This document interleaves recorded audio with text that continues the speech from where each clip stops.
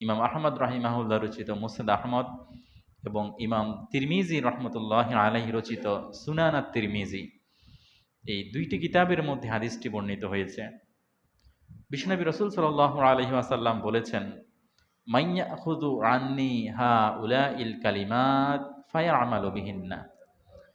কে আছো তোমাদের মধ্য থেকে, এমন কে আছো যে ব্যক্তি আমি এখন তোমাদেরকে কিছু কথা বলবো, তোমরা আমার কথাগুলো কি ধারণ করবা, ধারণ করে এই কথার উপরে আমল করবা। কে আছো তোমরা? কে বলেছেন? বিশ্বনবী মুহাম্মদ রাসূল সাল্লাল্লাহু আলাইহি ওয়াসাল্লাম।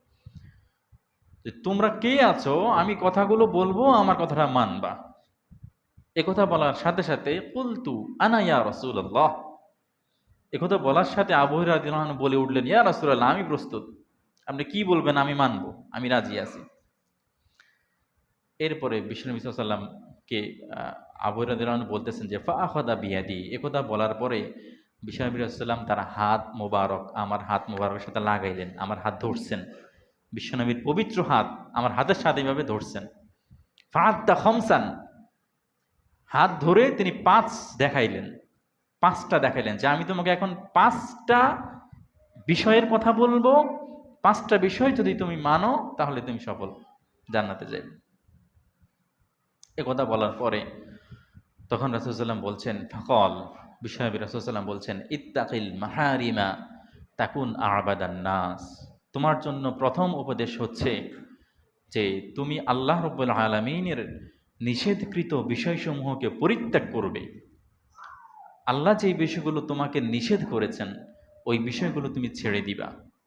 অ্যাভয়েড দি ফরবিডেন থিংস, যেগুলোকে নিষেধ করা হয়েছে এগুলোকে অ্যাভয়েড করে চলবা। তাকুন আ'বাদান নাস, তাহলে তুমি হয়ে যাইবা সবচেয়ে বড় ডিভিড পারসন, আল্লাহ রাব্বুল আলামিনের সবচেয়ে বড় আবেদ, সবচেয়ে বড় প্রিয়, সবচেয়ে বড় আল্লাহর অনুগত গোলাম তুমি হয়ে যাইবা। সুবহানাল্লাহ বলেন না? কি করলে? আল্লাহর নিষেধকৃত বিষয়সমূহকে পরিত্যাগ করতে পারলে। এখানে বিশ্বনবী রাসূল সাল্লাল্লাহু আলাইহি ওয়াসাল্লাম তিনি বলেননি যে আল্লাহ তোমাকে যে বিষয়গুলো আদেশ করেছেন তুমি আদেশকৃত বিষয়গুলোকে পরিপূর্ণরূপে পালন করো, একথা বলেননি। বলেছেন নিষেধকৃত বিষয়সমূহকে ছেড়ে দাও। সাধারণত আদেশকৃত বিষয়সমূহ মানা সহজ, কিন্তু নিষেধকৃত বিষয়সমূহ থেকে বেঁচে থাকা একটু কঠিন, ঠিক না?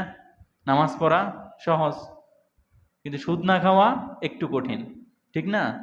নামাজি হওয়া সহজ, কিন্তু অফিসে ফাঁকিবাজি করা একটু